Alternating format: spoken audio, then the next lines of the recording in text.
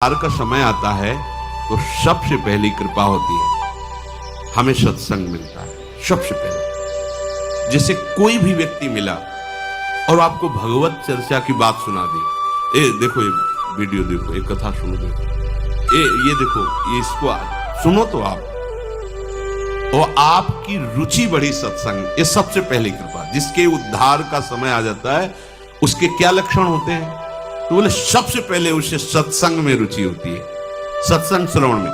साधुओं में श्रद्धा की बात नहीं कही गई, सत्संग में भगवद वार्ता में उसकी रुचि होती है। अच्छा सुनने लगा, सुनने की थोड़ी सी रुचि हुई, अब उस रुचि ने क्या किया, दूसरा सोपान, अब उसको लगता है कि मुझे भगवान की शरण में होकर भजन करना चाहिए। उसके अंदर प्रभु में अपनापन करने की, समर्पण होने की वृत्ति उदय होती है। बढ़िया क्रम है।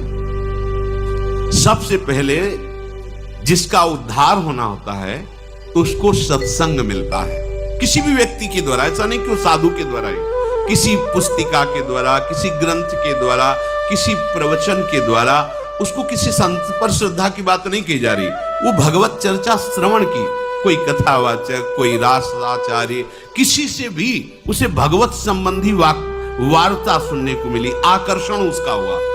अब उसके दूसरी बात, उसके हृदय में प्रभु के प्रति समर्पण होने की भावना जागृत होती है। मैं भी शरणागत होकर भगवान का भजन करूंगा।